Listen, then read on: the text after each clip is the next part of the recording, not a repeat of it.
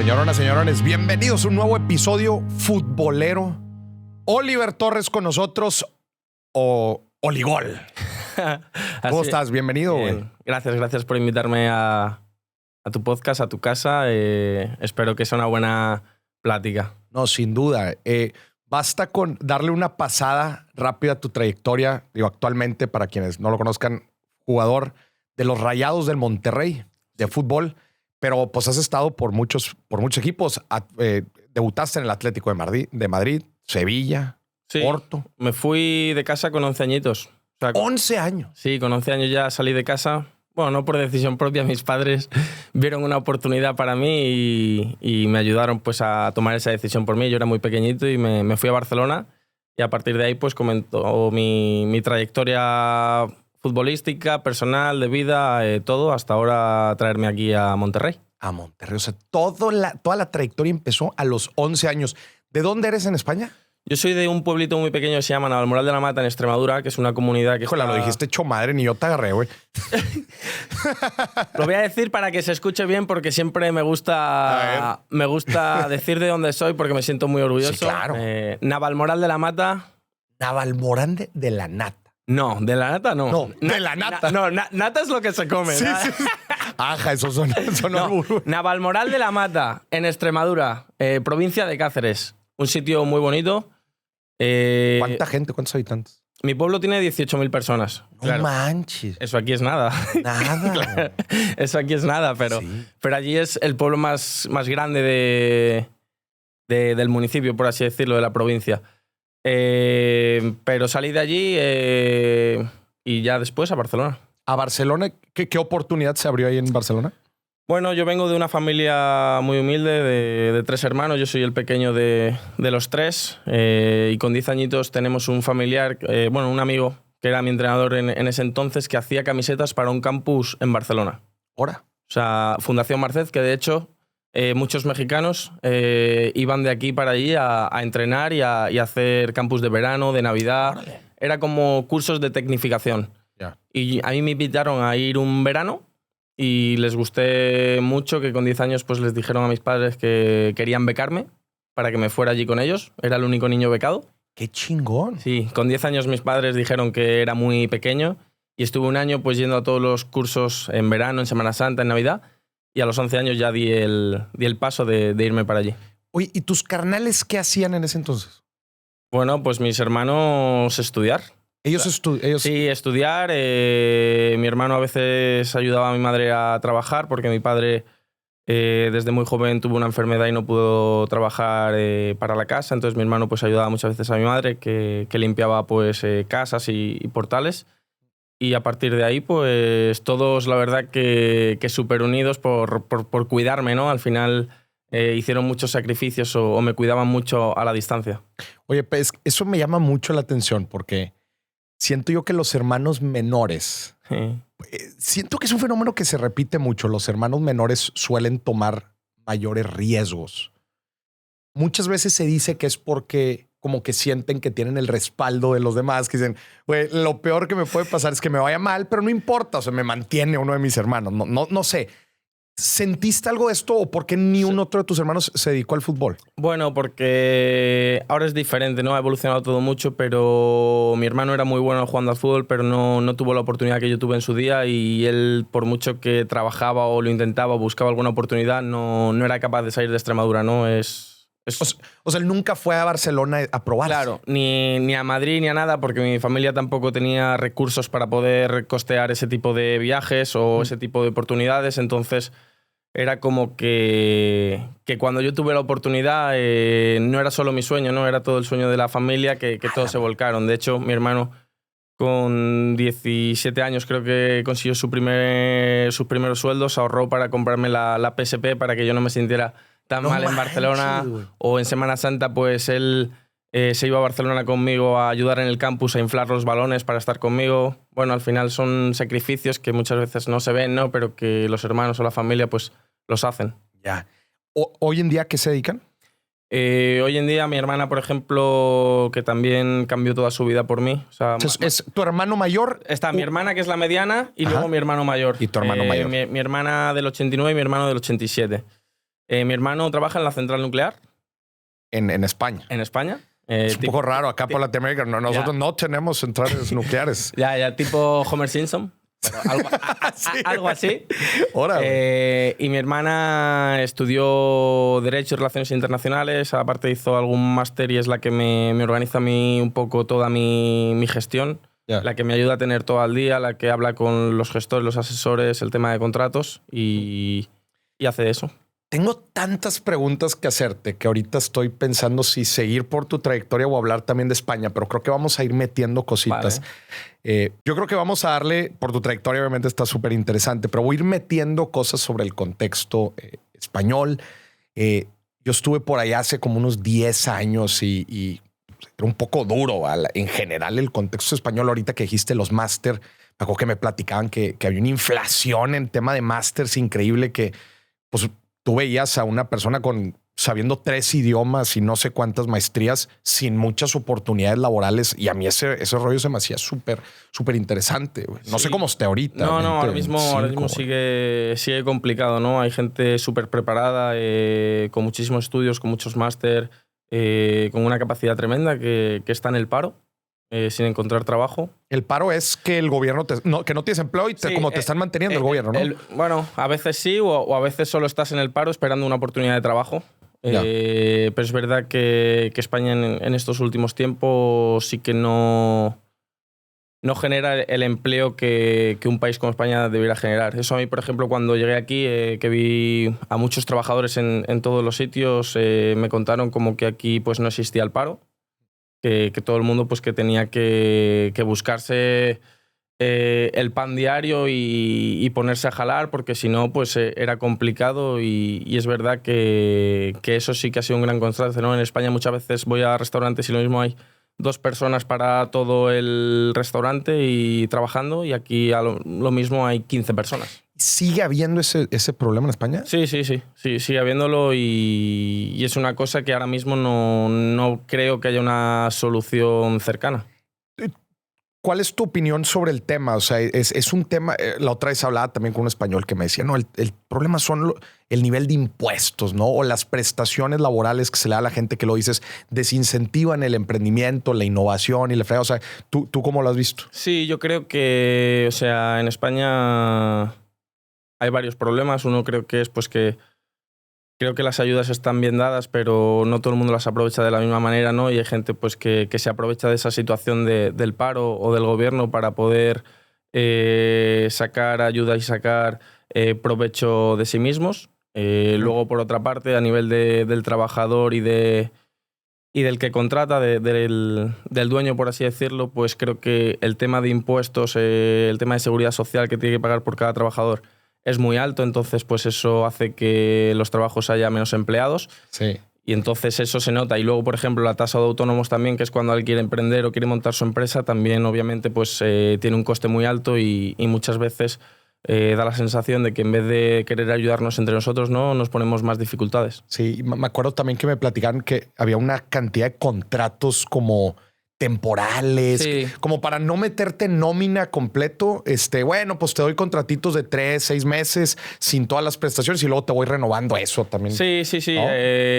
Últimamente creo que sí, pero creo que ya estaba cambiando y creo que tenían que ser contratos mucho más estables, porque si no como que jugaban un poco con el empleado. Eso también me ha chocado mucho aquí. Allí siempre se cobra mensualmente, aquí muchas veces quincenal. Sí. Yo, por ejemplo, cobro quincenal y muchos empleados cobran semanalmente, que eso sí que... O sea, yo aquí es quincenal. O sea, los rayados te pagan cada quincena. Cada quincena, pero hay en otras empresas que pagan semanalmente o de diferentes maneras. En España el 95% es mensual.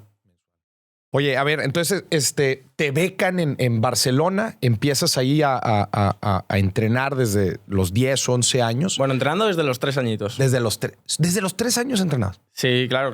O sea, desde los 3 añitos es como que empezó a jugar y entonces pues de los 3 a los 10 era muy bueno, pero era muy bueno en Extremadura. Entonces a los 10 años sí que me dan la oportunidad de probar fuera y de perseguir pues ciertas oportunidades que en Extremadura era más difícil de conseguir, pues yéndote a Barcelona se abre un mundo un mundo más amplio porque ya te pueden ver más equipos para entrar en unas fuerzas básicas. ¿Y cómo funciona en esa etapa de vida que también es importante porque es, si mal no me equivoco, secundaria y luego preparatoria? ¿Estudiabas también, no? Sí, obviamente. Obviamente, y aparte que pese a que a los 10 años yo me moví toda mi vida por el fútbol, teníamos muy claro mi familia, yo no, porque era un niño y no pensaba en ese momento, solo disfrutaba de jugar y de vivir, pero... Qué bonita esa etapa. Sí.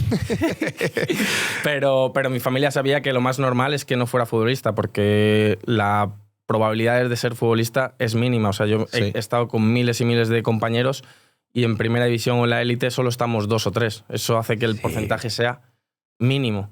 Entonces, estudiar siempre me lo han inculcado. De hecho, ya cuando fui profesional también me apunté a una carrera. O sea, siempre he seguido como estudiando y formándome. ¿Periodismo va? Periodismo, pero no lo terminé. ¿No lo has terminado? No, me quedé en tercero, me fui a vivir fuera, luego lo intenté a distancia y ya a distancia no me gustaba porque a mí me gustaba ir a la universidad, claro. Ver a la gente, reírme, tal, y a distancia ya no lo conseguí. Ya. Sí, es una experiencia así completamente distinta, como que si no lo estás haciendo pues por el amor a la materia, pero híjole, es una etapa también bonita. No, muy bonita, sobre todo, o sea, yo me lo tomaba porque yo con 17 años ya me hice profesional, entonces, pero no quería saltarme lo que me tocaba. Justo. En el sentido de pues lo que haría un chico normal, ¿no? Que es estudiar, prepararse para conseguir un trabajo. Yo al final sé que mi vida no es real. Sí, no es normal. No, es real. Es real, güey. Sí, claro, está pasando, sí, ¿no? Sí, está pasando, creo que sí. O sea, es real, pero no es lo normal, ¿no? Sí, claro. Y muchas veces, pues todo lo que vivimos en el día a día te hace perder muchas veces la noción o la perspectiva de la realidad. Y entonces yo pues me apunté a una carrera pues para sentir que era un chico normal de 17, 18 años que le tocaba ir a la universidad. ¿Debutas a los 17? Sí. ¿En el Atlético? Sí. ¿Quién era el entrenador? El Cholo Simeone. Era Simeone. Ya lleva rato. Sí, lleva pues... Yo llevo 13 años de profesional justo cuando llegó él. Ya. 13 años. ¿Qué se sintió cuando te nombran al equipo en ese juego? Son momentos que no lo esperas, pero cuando lo estás viviendo, pues más o menos te lo vas esperando porque vas evolucionando y entonces sientes que en algún momento se puede dar. Es verdad que debutar con 17 años... Ahora quizá es diferente porque se ha implementado un poco creer más en los jóvenes, pero en esa etapa era realmente muy complicado poder saltar de escalón. Imagínate, tanto para mí como para mi familia, fue como la consecución del sueño, ¿no? Todo lo que habíamos hecho, todo lo que habíamos sacrificado, pues había merecido la pena y había tenido sentido solo por ese momento. Que luego también... Al final, ahora ya con 30 años, la frase esa de que dicen de lo importante no llegar sino mantenerse, o sea, cobra mucho sentido, ¿no? Porque también he visto muchos compañeros que han conseguido debutar y por unas razones u por otras no consiguen asentarse o quedarse en esos niveles. Oye, yo viéndolo como del lado financiero, que básicamente las finanzas se resumen al análisis de riesgo, ¿verdad? O sea, hacer A o hacer B, ¿qué me va a traer mayor rendimiento con respecto al riesgo? Pero en una carrera como ser un futbolista, ¿verdad? Que el riesgo es pues una mala patada que te den y eso pues te puede dejar en la lona, ¿no? La carrera. Sí, o sea, al final cuando tienes una carrera como futbolista muchas veces sí que analizas los riesgos, ¿no? O sea, yo en mi caso particular con 16 años... que todavía no había debutado con el Atlético de Madrid. Sí que había entrenado alguna vez, pero nunca había debutado. 16 para 17 años. Me iba a fichar el Chelsea. Ok. En Londres. Y en ese momento yo no ganaba mucho dinero. En el Atlético de Madrid. Tenía 17 años. ¿Qué era el equipo? O sea, estabas en el equipo B. En el equipo B. A veces entrenaba con el equipo A. Con el equipo A, pero no estaba dentro de sus planes, por así decirlos. ¿Y cuánto ganabas ahí? O sea, mi primer sueldo con el Atlético de Madrid fue con 15 años. ¿Con 15 años? Que me dieron 9.000 pesos mensuales. O sea, ya los cambiaste a pesos. Lo acabo de cambiar a pesos. ¡Hecho madre! Sí, vieron. La mate la trae bien fina. Lo he cambiado a pesos Bien, más o menos rápido. Bien. 9.000 pesos, que era una ayuda como para la alimentación. Alimentación, y la gasolina, claro. Y vivías ahí con ellos, ¿no? O sea, renta no paga. No, porque no. A mí, por eso es parte de mi historia. Cuando el Atlético de Madrid me ficha, me dicen que me fichan, pero que realmente no confían en mí como para ofrecerme una residencia para quedarme con ellos. Ok. O sea que si yo quiero estar en el Atlético de Madrid, pues que mi familia tiene que hacerse cargo de todo lo económico. Ok. Entonces mi hermana con 18 años se iba a haber ido a estudiar a otro lado y entonces se tiene que venir a Madrid a estudiar a Madrid, a cuidarme a mí. Claro, mi hermana con 18 y yo con 12 años. O sea, para que se fuera tu roomie. Claro, para que fuera mi roomie. Mi madre pues tenía que pagarnos un piso de alquiler en una casa pues donde el dinero no abundaba mucho y donde por momentos nunca nos ha faltado cariño y amor, pero sí que a veces pues ellos se han limitado de cosas para que nosotros viviéramos otra realidad en Madrid, porque los precios en Madrid son bastante caros. Y entonces, ese fue el sacrificio de tu hermana entonces. O sea, ella sí iba a ir a estudiar a otro lado. Sí, iba a haber ido a Cáceres con sus amigas, pues eso, con 18 años, pues llena de vida, te vas con tus amigas a disfrutar y tienes que cambiar todo por irte a Madrid con tu hermano pequeño, persiguiendo un sueño que con 12 años, pues es un sueño, ¿sabes? Sí. O sea, era impensable pensar que yo voy a estar aquí contigo. Pero al final, pues bueno, es verdad que todos los sacrificios que hemos hecho han merecido la pena. Mucha gente ha hecho esos sacrificios y no ha tenido la fortuna que he tenido yo, por eso lo valoro un montón. Pero también por eso sé que mi familia es pilar fundamental y que al final no es mi sueño, sino que ha sido el sueño familiar. Qué buena onda, o sea, la cohesión familiar. Entonces, con 15 años, pues le decimos al Alti que nos dé una ayuda, y entonces nos da como ayuda para la alimentación de mi hermana y mía y la gasolina para los fines de semana que venían mis padres a poder ver los partidos. 9,000 pesos al mes. Sí. 9,000 pesos al mes. 9.000 pesos al mes. Luego ya, yo voy... Te quería fichar el Chelsea, dijiste. Claro, eso, me quiere fichar el Chelsea con 17 años. Yo en ese momento, pues claro, te ponen unas cifras que eran alucinantes. Ya para el equipo A del Chelsea. Era 3 años de contrato, o sea, allí se dice equipo reserva, pero con proyección de primer equipo. Ya. Pero lo mismo no sé, o sea, me hacían un 500% más de sueldo. Entonces era, pues eso, el riesgo. ¿Qué haces? ¿Te vas a Londres o sigues en Atlético de Madrid, que tienes proyección? Y justo cuando estábamos en esa reunión con mi representante en casa, le llamaron a mi representante del Atlético de Madrid y le dijo que ese fin de semana el Cholo Simeone me iba a convocar. O sea, ¿le pusieron presión al Cholo o no? No lo sabían. O sea, el Atlético de Madrid no lo sabía. Pero el representante no le dijo que, oye, compadre, lo están pretendiendo por acá. Puede ser. Y en ese momento yo dije, vale, pues si quieren que me quede y que confíen en mí, les puse un precio, que en ese momento era 150.000 pesos. 150,000 pesos al mes. ¿Lo tomaste de referencia con el del Chelsea? No, o sea, era muchísimo menos. ¿Cuánto era el del Chelsea? El del Chelsea era, pues, 3 veces. 3 veces. O sea, casi $500,000 de pesos al mes. Sí. Sí. O sea, y ese era el brinco. De 9 a 150 fue lo que le ofreciste. No. De 9 a 25. Ok. Y de 25 a 150. Que fue la propuesta que tú les hiciste. Que fue la propuesta, que obviamente era, por lo que he dicho, 3 veces menos, pero era como que confié en mí. Sobre todo mi familia fue la que me dijo, no, tú aquí vas a hacer historia y tu historia tiene que empezar, o sea, tu historia profesional tiene que empezar aquí, y fue ese momento que lo cambió todo y que decidimos quedarnos. Y ahí renovaste el contrato. Y ahí renové el contrato. ¿Ya debutado o previo a debutar? No, previo a debutar. Previo a debutar. Todavía no había debutado. Ya. Pero sí ya tenía contrato profesional. Sí. Hasta ese momento no tenía contrato profesional. Ya. Que el otro es, como dices, como una ayuda, ¿no? Sí, lo otro es una ayuda. Entra. Luego ya realmente cuando ya pues firmas ese contrato, sí que aunque no sean grandes cantidades, imagínate, para una familia que viene de nada, de no tener mucho, pues sí que cómo pasas de 0 a 100, ya empiezas a verte con dinero, entonces, claro, esa administración y esa gestión del patrimonio o del dinero que te va entrando, pues es muy importante.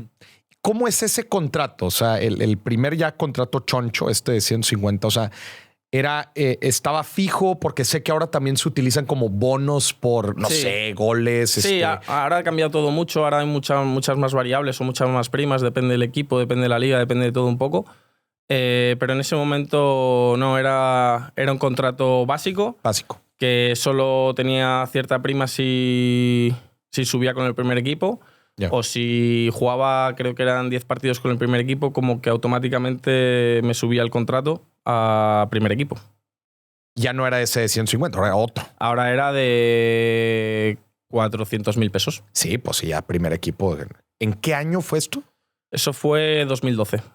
2012. 2011-2012. Oye, pregunta un poco paréntesis, pero a mí este tipo de personajes como el Cholo Simeone, sí, me parece que son como que de estos líderes muy cañones, digo, en este caso obviamente del fútbol, pero este tipo de personas como que representa ciertas características de liderazgo. Tú lo has dicho, o sea, lleva ¿cuántos años en el Atleti? ¿Qué los separa del resto, güey, en tu opinión? Tú has trabajado con mucha gente. Con muchos y muy buenos. La verdad que todos los entrenadores con los que he trabajado han sido muy buenos, pero es verdad que con el Cholo encima pues tuve la suerte de estar en, pues quizá en el mejor Atlético de Madrid de la historia, que vivimos finales de Champions.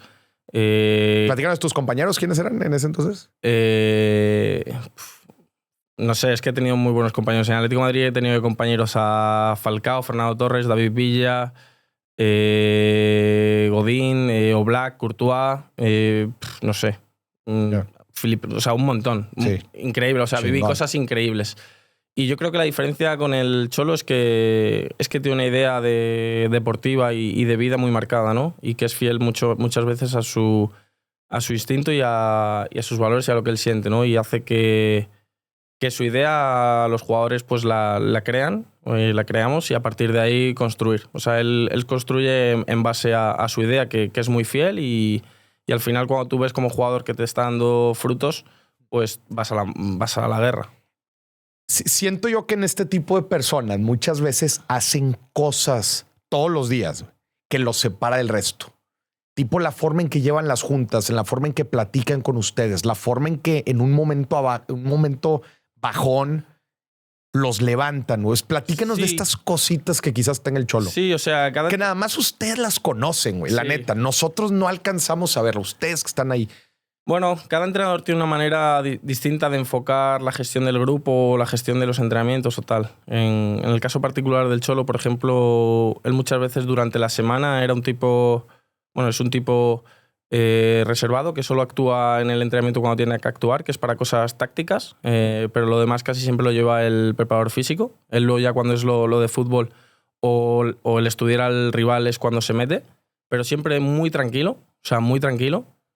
Pero luego los partidos sí que se transforma y la manera que tiene de contagiar y de transmitir, o sea, los mensajes, las charlas que da antes de los partidos, cómo te habla, cómo te mira, o sea, con la mirada muchas veces te habla y eso creo que es lo que hace diferente muchas veces a las personas. ¿Es el líder más chingón que te ha impactado en tu vida o quién para ti ha sido como el líder? O sea, para mí, o sea, a nivel personal, la persona más importante a nivel futbolístico de mi carrera ha sido Julen Lopetegui, que es un entrenador que ha pasado por la selección, por el Real Madrid, pero yo empecé con él con 17 años. Él fue el primero que confió en mí para irme a la selección española sub-18. Qué chingón. Donde hasta entonces no había ido nunca. Y me llevó en un momento de mi vida que quizás si él no me hubiera llevado en ese momento, yo no sería futbolista profesional. Pero me llevó y fui a un torneo que estaba televisado por televisión y me dieron el mejor jugador del torneo. Ahora. Entonces, a partir de ese momento fue cuando en el Atlético de Madrid también se me empezó a tomar más en serio. En plan, que ahí tenemos un buen jugador. Yeah. Julen se va al Oporto y me llama para ir al Oporto. Y luego te busca él para el... Y me voy al Oporto con él. Y luego se fue a Sevilla y me buscó para ir a Sevilla y también... y también me fui con él a Sevilla. Entonces, ha sido el entrenador que más me ha marcado, ¿no? Porque también pues el cariño, el respeto que nos tenemos, el confiar. O sea, cuando una persona para proyectos tan importantes como los que te he dicho, Sevilla o Porto, que son clubes con mucha exigencia y mucha presión, te llama y confía en ti, significa que te tiene una estima muy grande como persona y como jugador, ¿no? Porque al final claro, también se está jugando su carrera y su prestigio. Entonces, al haberme llevado a tantos sitios y tan buenos y darme ese cariño, es el entrenador más importante que he tenido en mi carrera, porque ha sido el que me ha mantenido también la emoción y la ambición y la de poder competir por todo. Ya. Justo eso te iba a preguntar, como qué lo separa del resto. Digo, entiendo que le gustaba mucho la forma en que tú trabajabas y cómo aportabas valor en la cancha. ¿Qué otras cosas crees que lo separan del resto en la forma en que, digo, pues, seleccionador, etcétera? Sí, bueno, yo creo que al final son gente que su vida es el fútbol. O sea, Julen en este caso entraba a las 8 de la mañana en la ciudad deportiva y no se iba hasta las 7 de la noche, todos los días. Intentando pues buscar maneras de ganar a los rivales, de mejorar el grupo, de pues si un jugador estaba enfadado por algo, pues intentar que ese enfado no fuera perjudicial para el grupo y que se le quitara pronto. O sea, creo que lo más importante para ser un buen entrenador es la gestión que haces del grupo, ¿no? Yeah. Es lo que hace realmente la diferencia en el deporte, porque los jugadores de nivel más o menos estamos más o menos igual. Entonces, cuando tú tienes buenos jugadores, lo único que tienes que hacer es que estén contentos y que peleen por ti. Y armar esta orquesta. Claro, que no es fácil. Sí, no, me imagino. ¿Qué está haciendo ahorita Lopetegui? Pues ahora estaba en el West Ham y ahora está sin equipo. Y ahorita está libre. Ahora está libre. Ya. No sabemos. Y entonces sé que tiene negocios. Mira, ya que sé que tiene negocios aquí en México. En México es parte de. Tiene un hotel en México, es parte de socio de un hotel. ¿En la Ciudad de México? No, en Cozumel. Ah, órale. Hombre, cómo sufre. Y en Oporto y en Sevilla, cuando hemos tenido eliminatorias importantes, siempre nos primaba él y nos decía que si conseguíamos pasar, teníamos una semana con todo pagado con nuestra familia. En su hotel. Sí. Qué chula. ¿Lo frecuentas? ¿Lo sigues viendo o no? No. Al final. No lo ves. No, es que en el fútbol pasa eso, que puedes pasar de estar todo el día junto con alguien que al final nos vamos y ese cariño permanece y hablamos de vez en cuando. Por ejemplo, cuando fiché por Rayados, fue el primero que me envió un mensaje. Pero obviamente no nos podemos ver. No se pueden ver. O sea, sí se pueden ver, pero en el calendario está difícil. Sí podemos, pero en el calendario está muy difícil porque, por ejemplo, yo ahora he tenido 10 días para ir a España en Navidad, solo he tenido 10 días de vacaciones, por así decirlo, en un año, de poder juntar días. Pues priorizo mi tiempo con mi familia. Sí, claro. Sí, se aprieta mucho. Entonces es más complicado. Oye, volviendo rápido a los contratos iniciales que platicaste, 150 y luego ya en el equipo A pasas a casi de $500,000 al mes. ¿Cómo te sentiste tú? O sea, viniendo con toda la trayectoria, con todo el contexto económico también que platicabas, ¿qué te llegó a mente? Dices, a la madre, pues es mucho más de lo que necesito para vivir. Sí, ¿no? Claro. Mucho más de lo que necesito para vivir, mucho más de lo que imaginaba. O sea, mi familia tampoco estaba preparada para eso, ni sabíamos cómo afrontarlo. Entonces, al final, lo que tienes que hacer pues, es apoyarte de gente que sepa, ¿no? Expertos en la materia, expertos financieros, que nos ayuden a tener pues, diversificado el dinero, porque al final el alto porcentaje de jugadores o de deportistas que se arruinan es alto y al final creo que el ahorro es muy importante, ¿no? Yo no me privo de nada, disfruto de todo, pero obviamente ahorro muchísimo de mi dinero. Pero, por ejemplo, ¿qué hiciste? O sea, ¿le diste una lana a tus jefes? ¿Compensaste a tus hermanos? ¿Qué hiciste con la lana? Con el primer billete que te llegó. En ese momento no era mi dinero, era el dinero familiar. Ya. O sea, no era mi dinero y yo daba lana, no. Era mi familia y era nuestro dinero. No lo tomé como mío personal, ¿sabes? Ahora. O sea, entonces, bueno, a partir de ahí, pues lo que te digo, nos pusimos como a ver qué hacíamos, que era lo mejor. Obviamente me compré mi primer carro. ¿Cuál fue tu primer carro? Un Mini, el más básico de todos. Mini Cooper. No, el One D, que es más básico todavía. Ah, órale. Claro, pero aquí es que no hay diésel, pero bueno, allí era uno que era One diésel. Pero es el coche que más cariño le he tenido porque fue el primero. Y luego nada, luego recuerdo que ahorramos. Desde entonces... sí. O sea, que el 90%, 95%. Sí, obviamente las primeras inversiones fueron mucho más conservadoras, por así decirlo. Algunas eran pólizas de seguro, pues que a los 40 años, cuando estuviera retirado, pues me iban dando cierta, como una paga, ¿no? Sí. Era como más asegurarme el futuro para que si el fútbol, pues eso, si con 18 años tengo una lesión y todos los contratos se acaban, pues tener como algo que me permita tener esa ayuda, ¿no? Luego, a partir de ahí, cuando el patrimonio fue creciendo, pues obviamente tuvimos que diversificar, intentar tener diferentes vehículos y a partir de ahí pues intentar sacarle rentabilidad a ese patrimonio, ¿no? Al principio lo que hacíamos que era, no, tenemos dinero, pues lo quedamos en el banco, ¿no? En el banco el dinero pierde valor. Entonces, todo lo intentamos pues invertir. Pero bien interesante, o sea, la visión siempre fue colectiva de la familia, decir, sí. O sea, ese fondito como que se manejó siempre como el dinero de la familia. Sí, al final es lo que te digo, o sea, todo lo que hicieron mis padres por mí, mis hermanos, creo que merece eso y mucho más. Obviamente... Es una realidad que muchas veces los entornos de los futbolistas no son buenos. Se intentan aprovechar de ti, te intentan robar, intentan tomar el dinero que no es suyo. En este caso yo, en particular, con mi familia he tenido mucha suerte, ¿no? Es una familia que en los momentos que he hecho las cosas mal han sido los primeros que me han dicho que he hecho las cosas mal y no me han dado no me han hecho así en el hombro como diciendo no pasa nada, ¿no?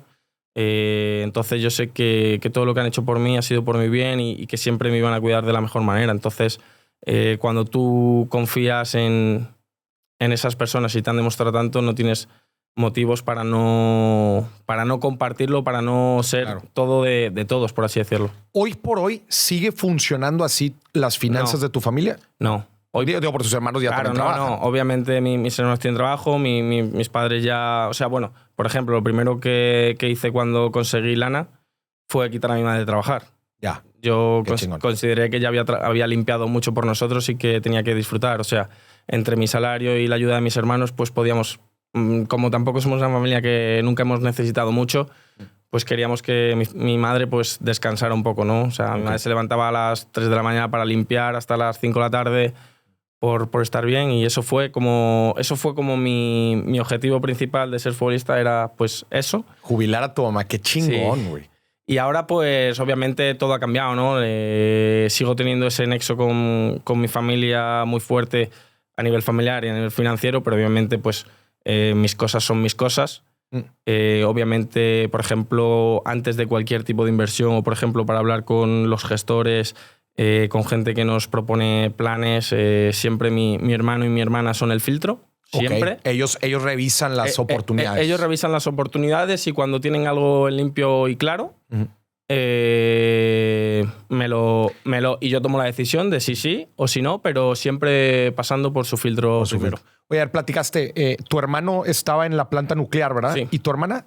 Y mi hermana, es lo que te he dicho, es abogada, ha hecho máster, entonces como que todos los temas legales, tema de declaración de la renta, tema de todo, pues me lo tiene todo súper gestionado. Oye, como porque no es fácil, no es fácil. O sea, no es fácil porque aquí no sé, pero en España Hacienda, por ejemplo, es complicada y siempre te busca la manera de ver si has hecho las cosas bien y tienes que hacer las cosas bien para que no tengas ningún problema. Oye, eso también me lo habían platicado. Digo, es súper paréntesis, pero como que la opinión de algunos españoles es como que la entidad de impuestos en España es brava. Es brava, o sea, yo en España pagaba el 52%. 52% con estos contratos. Me imagino que estabas en la escala más alta Sí, pero bueno, pero claro, la escala más alta tampoco empezaba, o sea, empezaba más o menos, que no es mucho, ¿sabes? Sí, no es mucho. Entonces, claro, que te quiten la mitad. La mitad es mucho dinero, es mucho dinero. Sí, ya me lo habían platicado varias veces. Entonces, claro, no es tanto, claro, la gente dice, por ejemplo, 150.000 pesos al mes. Ya, pero eso, brutos, ¿va? claro, le tienes que quitar la mitad. Sí. Entonces tampoco es... O sea, es mucho, pero tampoco es tanto. ¿Cómo fue escalando ahí? De ahí, bueno, te pasaste ¿fuiste al Villarreal primero? No, fui al Villarreal 3 meses y en ese momento que iba a seguir en el Villarreal un año más me llamó el Oporto y me fui al Oporto. Me fui cedido. Y luego volví un año al Atlético de Madrid, al año siguiente, vuelta de cesión, y al año siguiente me compró el Oporto por 20 millones de euros. Ya, órale. Que obviamente eso es mucho. De eso el futbolista no ve nada. Sí, no, esas son transacciones. Claro. Ese tema se me hace bien interesante para que la gente lo entienda. Porque cuando se dice, no, pues compraron a tal persona y tal persona, o sea, esas son es para comprar tu carta. Claro, sí. Tú tienes un valor en el mercado. Valor en el mercado. Que los clubes negocian. Ajá. Muchas veces, pues las negociaciones son, pues muchas veces reales, otras veces, pues intereses o ahora te vendo este jugador. No sé, el mundo del fútbol para los negocios es un mundo muy complejo, ¿no? En este caso yo era muy joven, tenía un valor muy alto, la verdad. O sea, y se hizo por 20 millones de euros. 20 millones de euros te compra el Oporto. El Oporto, estabas en el Sevilla. No, estaba en el volviste al Atlético. Y de eso tú no ves nada. O sea, nada. Es como... No, obviamente mi contrato sube, pero de esos 20 millones yo no veo nada. Sí, no ves nada. Que es como... Solo me da valor y caché como jugador. Sí, claro. Porque al final... Que es comprar la cláusula de recesión, ¿no? Claro, lo que pasa es que ahora en el fútbol actual se ponen cláusulas muy altas para que el club tenga que negociar sí o sí. Que cuando justo se les acaba el contrato, por eso muchas veces se dice que el jugador se fue, entre comillas, gratis. No gratis, ¿vale? No, yo, por ejemplo, ahora para venir a Rayados me he venido gratis. Ya. O sea, porque terminé mi contrato con el Sevilla. Entonces, Rayados no tuvo que negociar con nadie, sino conmigo. Exactamente. Entonces, no tuvo que pagar nada por mí. Que desembolsar la cláusula de recesión para terminar el otro contrato. Sí, eso es. Y esa vez que te compran por 20 millones de euros, ¿cuánto estaba tu contrato de sueldo mensual? En la mate. Hecho madre, va. Estoy haciendo más o menos...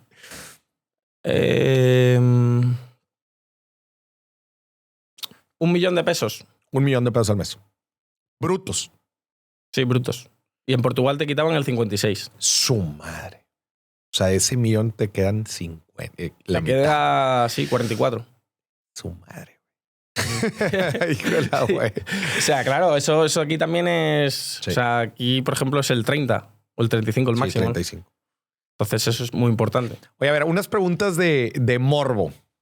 ¿Cuál es el juego más memorable que te acuerdas? Quizás alguno de Champions, ¿no? Sí, bueno. Con el Oporto tenía yo 19 años y nos enfrentamos en cuartos de final al Bayern de Múnich de Guardiola. Uf. Sí, en cuartos de final. Y era, o sea, el Bayern de Múnich, pues Xabi Alonso, Müller, Lewandowski, Neuer, Götze, Lahm, o sea, todos los mejores, pues ahí estaban.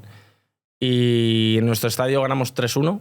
Ya. Yo jugué muy bien, la verdad. Entonces, ahí nos sentíamos, llegamos al vestuario, nos sentimos increíbles, en plan, qué buenos somos los mejores. Problema, que teníamos que ir a Alemania. Y llegamos allí y Guardiola, que para mí es el mejor entrenador de todos los tiempos, puso los mismos jugadores que jugaron contra nosotros. Lo mismo. Pero cuando empezamos el partido estaban todos cambiados de posición. O sea, un sistema totalmente diferente. A la madre. En la mitad parte 5-0 perdíamos. En la primera parte. Ay, no. Pero bueno, es un juego muy memorable y de eso lo recuerdo con mucho cariño. No el 5-0. No, esa serie. Esa serie. ¿Por qué Guardiola es el mejor entrenador de todos? Bueno, o sea, todos los entrenadores son muy buenos, pero Guardiola pues interpreta más o menos el fútbol como yo lo entiendo, ¿no? Y sobre todo por cómo hizo jugar al Barcelona, ¿no? Con Messi, con Xavi, con Iniesta, que era una gozada, que pude jugar contra ellos. Bueno, no jugar, porque realmente cuando jugabas contra ese equipo solo ibas a correr, ¿sabes? Ibas a sufrir, era increíble. Cuando jugaste contra el Barcelona. Sí, o sea, era una gozada. Entonces se nota mucho cuando un entrenador tiene mano en los equipos y me he enfrentado a él en Barcelona, contra el Barça, contra el Bayern de Múnich y contra el Manchester City, y todos juegan de la misma manera. De la misma manera. Y juegan increíble. Es verdad que tiene jugadores increíbles también. Oye, eso que me llamó la atención, eso que dijiste. O sea, cuando ibas a jugar contra el Barça de Guardiola, o sea, Era irte a pasear, güey. Sí, era imposible. O sea, era correr todo el rato detrás de ellos y una frustración tremenda. O sea, ¿en el de Messi, Ronaldinho y toda esa banda? No, Ronaldinho Ya se había ido. No, estaba Messi, Suárez, Neymar. Messi, Suárez. Toda esa gente. Era increíble. ¿Jugaste con Messi y con Cristiano también? Sí, ¿Te tocó jugar con Cristiano? De Messi tengo 2 camisetas en casa. Normalmente tengo una colección de camisetas que tengo un montón. Tendré como 150 camisetas y de jugadores muy, muy top. Es verdad que la de Cristiano me ha faltado porque, claro, tú date cuenta, cuando enfrentas un partido cuando enfrentaba un partido contra Barça o Madrid, Cristiano y Messi pues siempre era de los veteranos, ¿sabes? La camiseta siempre era de los veteranos. Sí. Pero bueno, en algún partido con el Barça, pues rápido que terminó el partido estaba cerca de Messi y se la conseguí pedir y me la cambió. Yo tengo las de él. No sé el que habrá hecho con las mías, las habrá tirado por ahí, pero por lo menos las suyas las tengo. ¿Y cómo ha cambiado tu visión ya después, obviamente, de varios meses, de varios años de trayectoria? ¿Cómo ha cambiado tu visión financiera? Platicabas también que al principio como en inversiones seguras y todo, y después te vas diversificando. O sea, hoy por hoy, por ejemplo, ¿en qué inviertes? ¿Qué te gusta? Sí, hoy por hoy tengo, te diría, el 70% de mi patrimonio en renta variable. Ok, 70% en renta variable. Su madre. Es mucho, ¿no? Es alto, güey. Sí. O sea, en acciones, ETFs. Sí, en fondos de inversión. ¿Inviertes tú? ¿Los invierte un gestor? No, los invierte un gestor. ¿En España? En España, sí. En España. Bueno, con base fuera, pero de España, sí. El gestor. Luego pues soy parte de socios de algunas empresas que estamos invirtiendo en pistacho. ¿En pistacho? ¿Pistacho sabes qué es? ¿El fruto seco? El fruto seco, sí. ¿En pistacho? ¿Te gusta el pistacho? Sí, me gusta. me gusta. Es una buena operación. Okay. Es en Extremadura. Entonces es una zona que controlo. Y luego también cerca de Extremadura estoy invirtiendo en energía renovable. Okay. También. O sea, en empresas que se dedican al desarrollo de pistachos. Sí, pero como socio. Sí, claro. Como socio capitalista no te metes tú a operar. Exacto. Sí. Y luego mucho en... Bueno, no, el 70% de renta, el 50, venga, el 50, más o menos. En renta variable. Porque luego tengo gran parte también en inmobiliario. Ok, ¿te gusta invertir en real estate? Me gusta invertir y creo, o sea, siempre he sido de los que le gusta ver sus inversiones, ¿sabes? Que sea algo que tú lo estés viendo. Ya. ¿En algún mercado en particular? O sea, ¿en España inviertes principalmente? ¿Acá en México has invertido algo? Bueno, en México todavía no. Sí que es verdad que en México es un país con muchísimas oportunidades, ¿no? Donde estoy conociendo gente muy, muy interesante, ¿no? Y con mucha capacidad, pero sobre todo en España y Portugal. Sí que es verdad que, por ejemplo, a nivel financiero, lo que siempre hacía también cuando he fichado por diferentes equipos tipo Sevilla, Porto, incluso en Madrid, aquí todavía llevo muy poco, pero bueno, tendré que plantearme si me merece la pena o no. Es el primer año que estaba en los sitios siempre rentaba y el segundo año siempre compraba. ¿El segundo año siempre compraste? Siempre compraba mi casa, ahí. En las diferentes ciudades en las que estabas siempre aplicaba lo mismo. Siempre aplicaba lo mismo. Primero rentaba, conocía la ciudad, sabía dónde quería invertir, hacía un estudio de mercado, qué me vendría bien para después poder rentar esa vivienda o venderla y siempre lo he hecho de esa manera. Porque al final el alquiler se iba a un sitio se iba a nada, entonces preferí invertir. Acá en Monterrey llevas, ¿qué? 7 meses. 8 meses. 8 meses. ¿Cómo te has sentido aquí? En México en general. Bueno, y los regios también. No. O sea, México, bueno, realmente, o sea, encantado, ¿no? O sea, es un país que es increíble, que creo que muchas veces ni los propios mexicanos le dais el valor que tiene porque tenéis un país muy, muy rico en muchas cosas.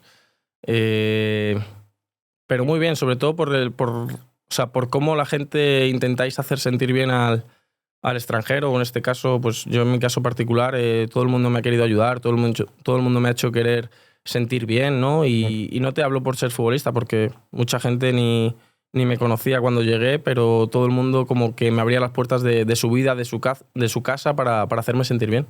O sea, el trato 10 de 10. El trato 10 de 10. O sea, 10 de 10. Creo que, como te he dicho, creo que es un país con unas oportunidades increíbles. Creo que... A ver, ¿qué te hace creer eso? Pues sobre todo la mentalidad de la gente, tío. O sea, sois gente emprendedora, sois gente ambiciosa, sois gente que veis una idea y trabajáis para que se haga, ¿sabes? O sea, creo que aquí hay menos miedo por intentar hacer las cosas. Y eso es algo muy importante. ¿En España tú sientes que sí hay un miedo por hacer las cosas? Sí. O sea, en España hay mucho más miedo a intentarlo, a emprender, a crear nuevas ideas. Es como que la gente no quiere. Y aquí, sin embargo, es todo lo contrario. Todo el mundo quiere buscar algo nuevo, algo alternativo, algo diferente, algo en lo que crecer y algo en lo que sentirse importante, ¿no? Ser parte de algo.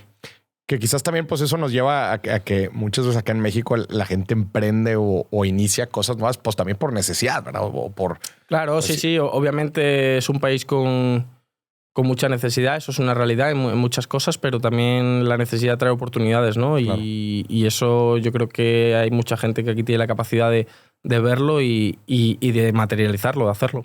Oye, a ver, nada más para cerrar el tema de tus inversiones. El 50% que tienes en renta variable, sí. ¿Te gusta algo en particular? ¿Ciertos mercados, ciertas monedas? No, obviamente es lo que te digo. Esa parte... O sea, yo siempre con los asesores y tal tengo como una junta más global, pero son mi hermana y mi hermano la que tienen todos esos temas. Ya. Entonces, más o menos, ahí nosotros tampoco... No somos expertos ni decimos queremos invertir en esto, no. O sea, nos dejamos asesorar porque consideramos que hay gente muy preparada para ello. Lo que intentamos hacer es que la gente con la que trabajamos pues nos ayude lo mejor posible, ¿no? Sí que en lo otro, en las cosas que son más visibles o más palpables, sí que me gusta estar más pendiente, me gusta saber más, porque al final, bueno, es mi dinero y quiero saber en qué lo estoy invirtiendo. Sí. ¿Y bienes raíces, por ejemplo, o sea, qué estrategia aplicas? ¿Corta estancia, Airbnbs o buscas más la plusvalía? No. En bienes raíces busco larga estancia. Sí, para mí es... Pero sí rentas tus propiedades. O sea, estas del segundo año que compras, sí, o sea, después las rentas. Tengo viviendas particulares, o sea, particulares toda en propiedad mía, que es así, la rento de manera particular. Y luego estoy metido como en una sociedad, uno de los socios, donde con gran cantidad de dinero pues compramos pues edificios, por así decirlo, y los rentamos pues a hoteles o a grandes empresas. Entonces, a partir de ahí se genera una rentabilidad y entonces ahí es un vehículo bastante importante dentro de mi patrimonio. Como fondos inmobiliarios. Fondos inmobiliarios, pero mucho más visible y donde tú realmente tienes la capacidad de decidir las cosas. Órale. Órale, chingón. Claro, tú tienes cierta capacidad de poder elegir o de dar tu opinión, ¿no? No es como meto el dinero ahí y me olvido. No. Soy parte de el consejo, por así decirlo. Ya. Oye, a ver, platicaste ahorita del cambio cultural que se sintió el venir a México, lo que ves, pero seguramente te has topado como con ciertas, ¿no? Lo que le llaman los shocks culturales. Y no sé si has visto algo relacionado con el dinero. A ver, también, no sé, en estos 8 meses que me has platicado tu agenda, que es una locura, o sea, está súper apretado. En realidad la agenda de un futbolista es apretada. No sé qué tanto has conocido otros lados de México. Bueno, he ido a la ciudad. Ciudad de México. Ciudad de México, y luego de vacaciones, antes de venir a México, estuve en Cancún y Playa del Carmen. Hombre, qué chula.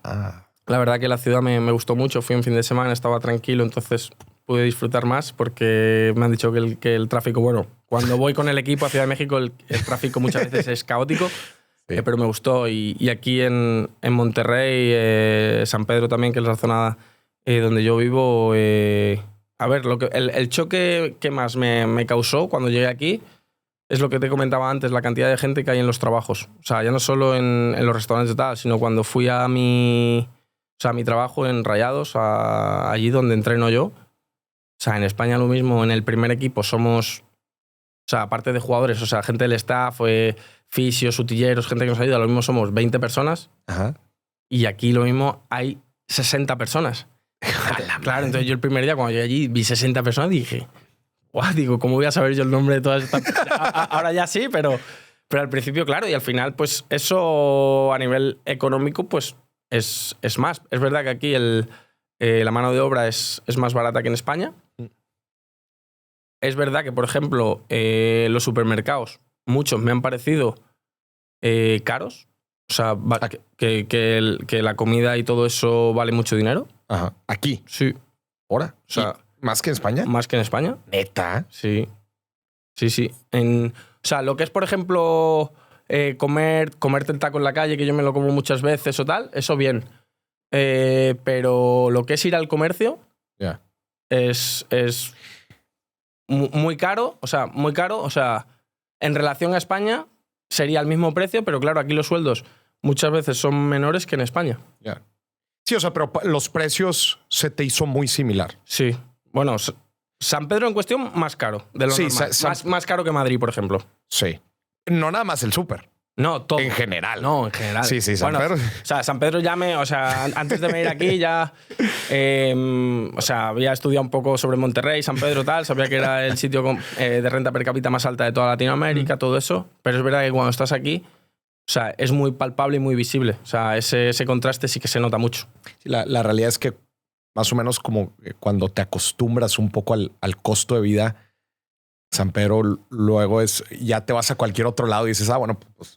Sí, claro. Te acostumbras. Es comparable. Sí, sí. El tema, o sea, yo lo que toda mi vida con el tema del dinero, lo que siempre me he metido en mi cabeza es que nunca perder la noción del dinero ni el valor que tiene, ¿sabes? Porque muchas veces por el tipo de vida que llevo o el tipo de cosas que vivo, muchas veces como que hago cosas o he hecho cosas y no le he dado importancia a lo mismo al dinero y se la tienes que dar, ¿no? No por tener mucho dinero o por ganar mucho dinero tienes que dejar de valorar lo que valen las cosas, que es mucho dinero.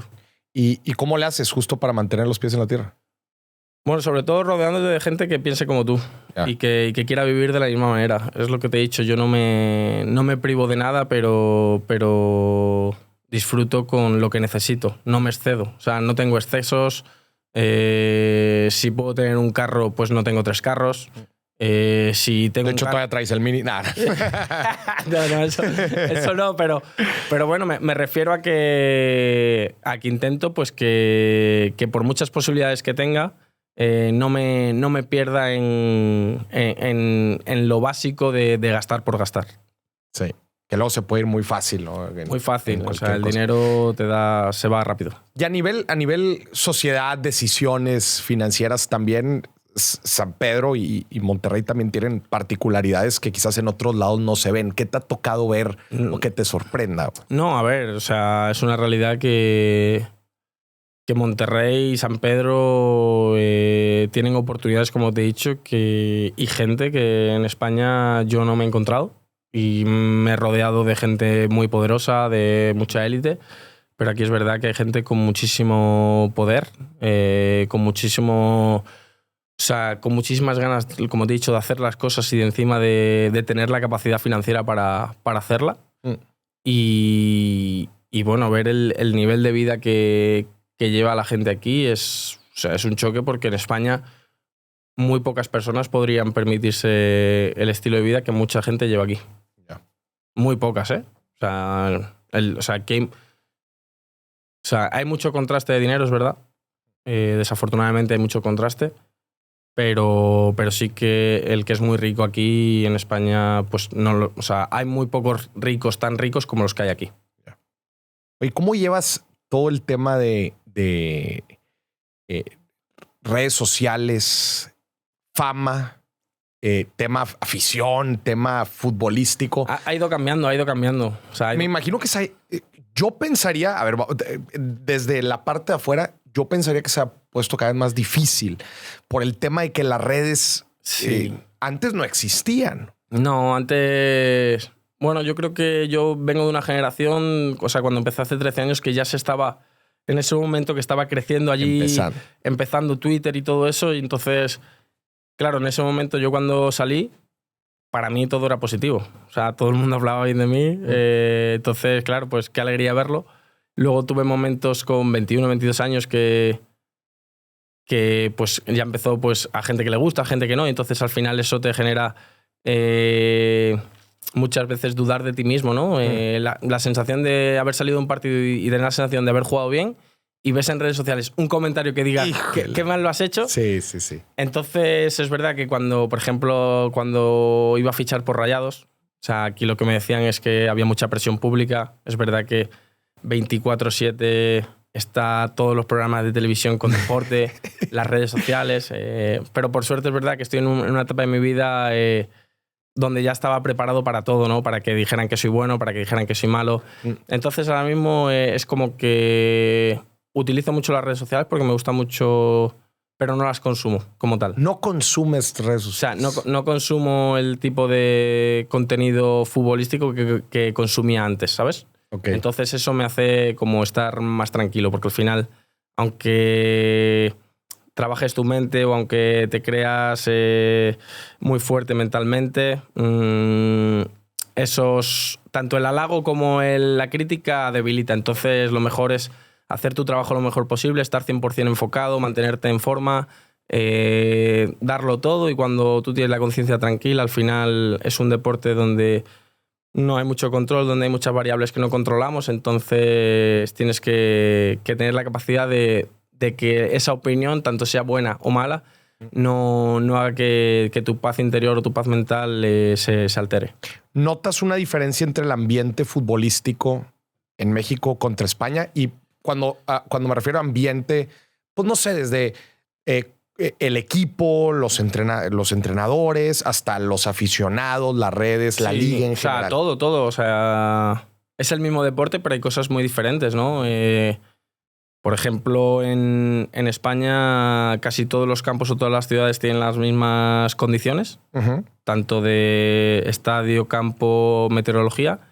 Y aquí, por ejemplo, pues vas a jugar a la altura de Toluca, vas a jugar a la humedad de Bazaldán, juegas en Monterrey. O sea, es diferente. Cada escenario es distinto, el balón vuela distinto. No sé, por ejemplo, aquí cosas que me chocan mucho, pues de repente estamos jugando en el estadio y es un momento de tensión y ponen una canción. En España eso no pasa. O, por ejemplo, estamos esperando a las 8 de la tarde para empezar el partido y llegan y te dicen, no, el partido se retrasa 7 minutos porque la televisora lo ha dicho. Eso en España es impensable, y aquí me gusta porque, claro, yo ahora que llevo 8 meses aquí, pues para mí todo esto es nuevo, entonces me divierte y digo, pues qué padre, ¿sabes? Pero sí que también pues es un fútbol muy distinto. O sea, aquí es pura transición, ataque-defensa, donde pocas veces el balón pasa por el medio campo. O sea, hay poco control, y España, por ejemplo, es todo lo contrario. Es mucho control de juego y tácticamente los equipos están excesivamente trabajados, que eso hace que el fútbol en España ahora mismo se haya vuelto un poco aburrido. Sin embargo, aquí todos los partidos son muy divertidos. O sea, toda la gente que ha venido a verme aquí al estadio o desde España, que ahora lo sigue mucha gente, toda la retroalimentación que tengo es de que los partidos son muy divertidos y que les gusta mucho ver la liga. Y con la experiencia que tú tienes, Oliver, entendiendo cómo funciona otra vez todo el contexto futbolístico en España, y con el poco tiempo que llevas acá en México, te toca hacer esta pregunta obligada, ¿no? De ¿cuál crees que es la forma o qué consejos darías con el entendimiento que tienes actual sobre la Liga Mexicana, la forma de jugar, etcétera, como para seguir desarrollando buenos jugadores y para que en general el nivel futbolístico en México crezca? Yo sé que es una pregunta súper general, pero me gustaría ver esas cosas que tú has visto. No, pero ya lo he analizado. O sea, lo he analizado muchas veces y lo he notado muchas veces en los chicos que vienen con nosotros de fuerzas básicas, ¿no? O sea, creo que México como país y como país futbolístico, que creo que debe ser y que es una gran potencia, creo que tienen jugadores con muchísimo talento y mucha hambre. Sin embargo, creo que aspectos básicos del juego no se trabajan desde las básicas. Okay.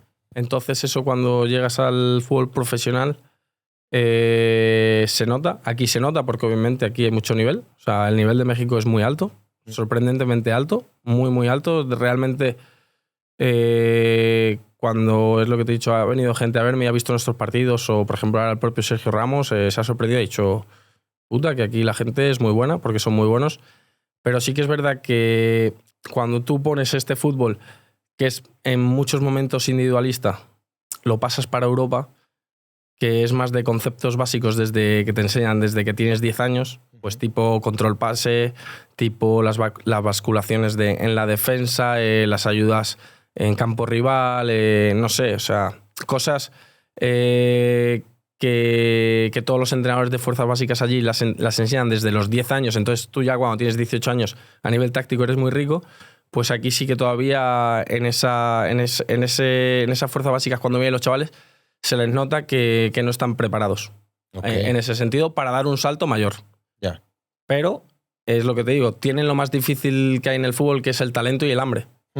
Que entonces si consiguen poner el talento y el hambre con un poco de riqueza táctica, sería, o sea, México debe ser potencia. Ya, pero entonces tú señalarías esta parte de como tema táctico. Sí, yo para mí, o sea, la clave sería el tema táctico. Creo que cuando se avance en ese tema, México como país futbolístico, la selección dará un salto terrible porque las nuevas generaciones vendrán con conceptos, ideas muy claras, donde todos más o menos van a interpretar de la misma manera. Ahora. ¿Y cómo te ves tú en el futuro? Tienes actualmente 30 años, ¿verdad? 30 años. 30 años. ¿Ya vas a cumplir 31 o no? No, en noviembre. En noviembre, todavía me queda. O sea, ¿cómo visualizas, no sé? O sea, yo, por ejemplo, la gente que dice, no, vive el presente, no piensa en el futuro. Yo soy una persona que me gusta también pensar en el futuro, ¿no? Porque al final sé que la profesión de futbolista es finita, ¿no? Tiene fin, y entonces siempre me planteo qué quiero hacer. Por suerte, como te he dicho, he administrado bien mi patrimonio, entonces cuando deje el fútbol lo primero que quiero hacer es elegir mis propias preocupaciones, que creo que eso es lo que me va a dar o lo que me puede dar a mí el dinero, que es que yo voy a tener la capacidad de elegir en qué quiero preocuparme, en qué quiero trabajar, qué quiero que me haga levantarme feliz por las mañanas. Porque ya eres financieramente libre. Sí, yo que no soy un loco, sí. O sea, sí, que no tienes un estilo de vida que no tengo un estilo extravagante y que no necesito mucho, puedo vivir.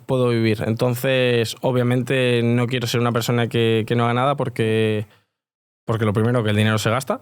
Obviamente, a ver, claro, te estoy diciendo que financieramente soy libre hoy que estoy generando ingresos, que obviamente creo que podría, por mi estilo de vida, seguirlo, pero obviamente no hay que quedarse en eso, ¿no? Tienes que intentar pues seguir. Entonces, tengo como 3 opciones que más o menos son las que más me gustan.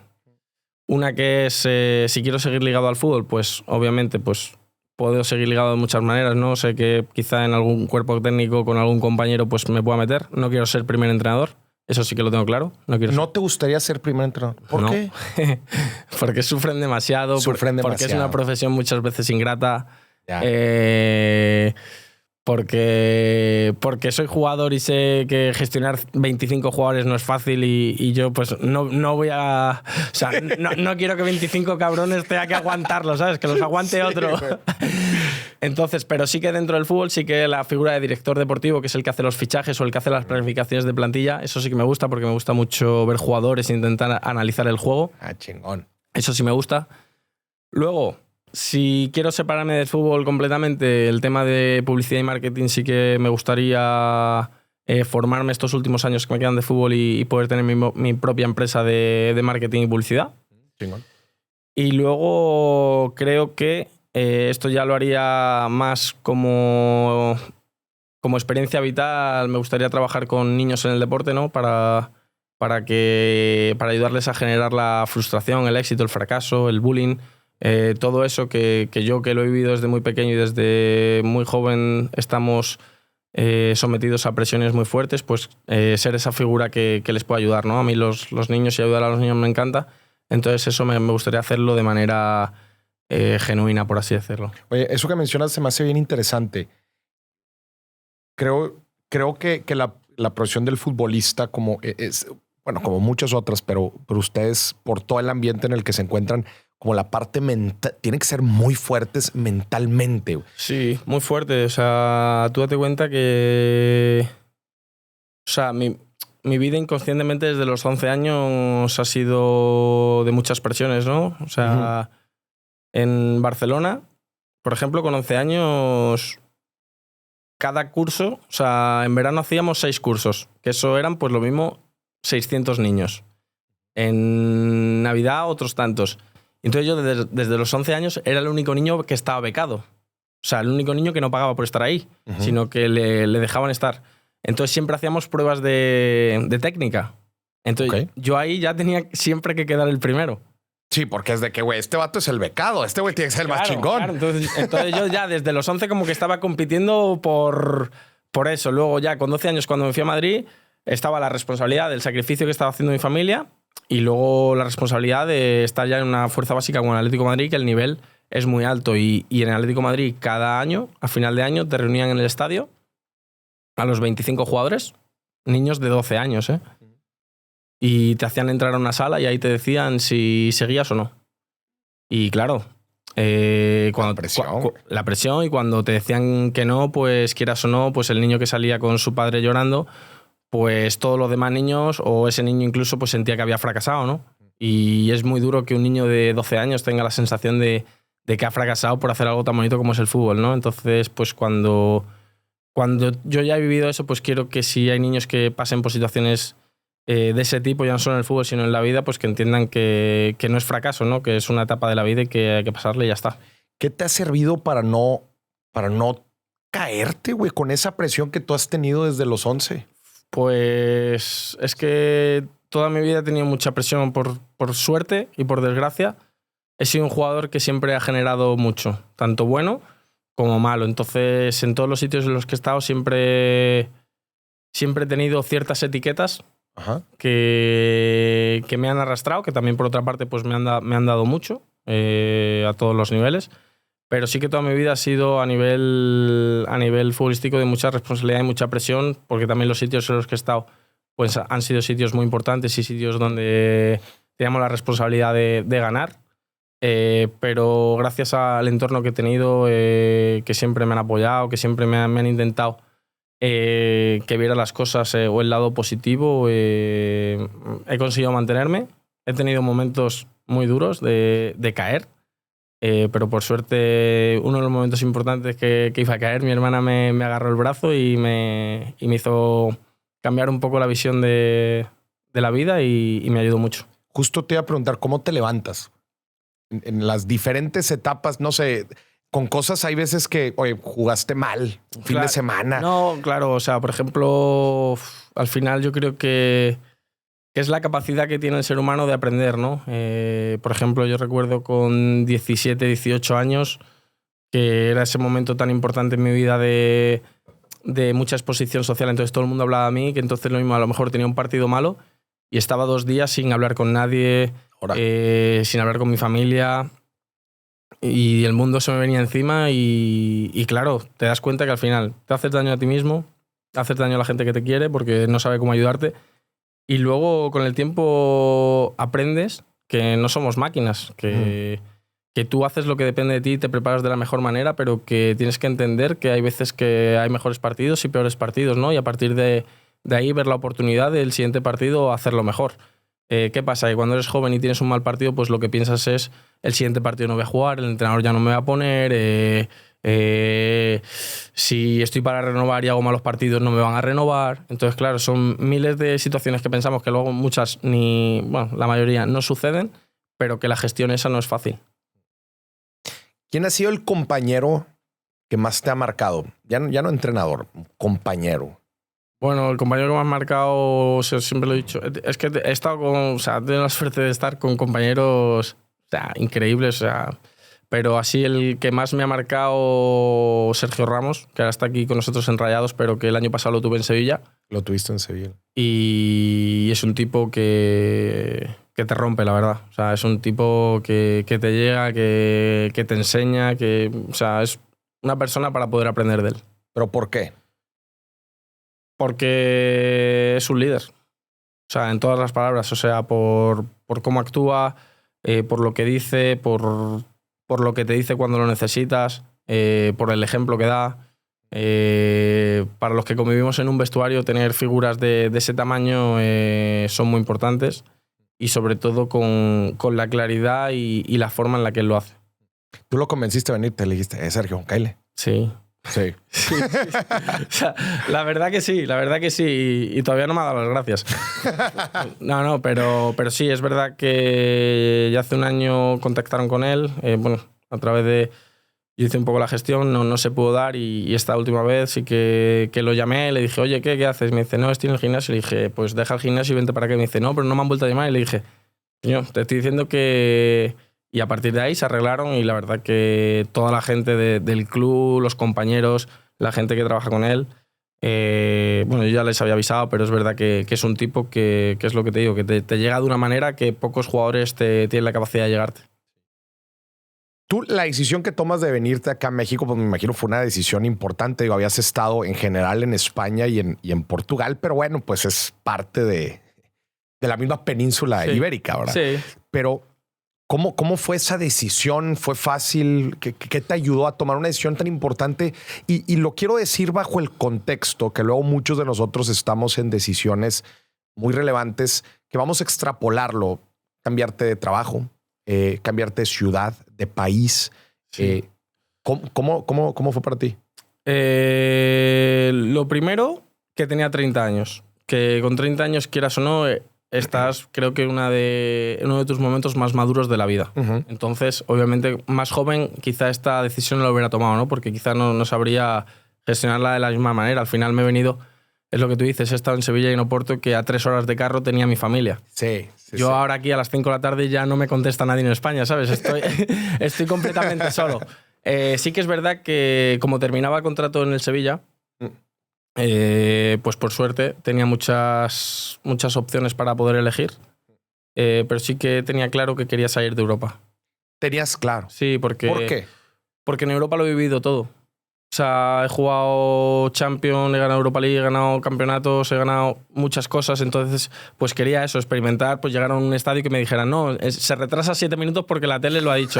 O, la magia de claro, México. O no sé, también es verdad que de las diferentes opciones que tenía de lejos de España, a nivel cultural, México como país me atraía mucho. El tema del idioma para mí es muy importante. Y luego, pues por ejemplo, un proyecto como Rayados, que me permite como jugador seguir manteniendo mi estatus tanto a nivel económico, mi estatus de responsabilidad, de exigencia propia y de la propia institución, de venir a un equipo que tenemos y debemos ser campeones.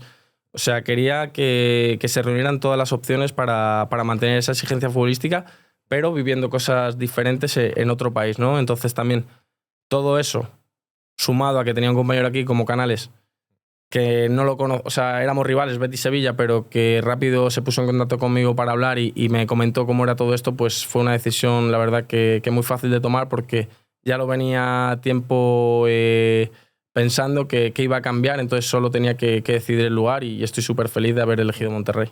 Claro, la organización de Rayados de Monterrey pues es una gran organización, sí. Hacen las cosas muy bien. Sí, están haciendo las cosas muy bien, sobre todo por los valores que tienen como personas, ¿no? Cuando están en cargos tan importantes no es fácil mantenerse firme a sus valores, ¿no? Muchas veces el fútbol se pierde en los detalles más básicos, ¿no? Y se deja de ver a las personas y se ven solo números.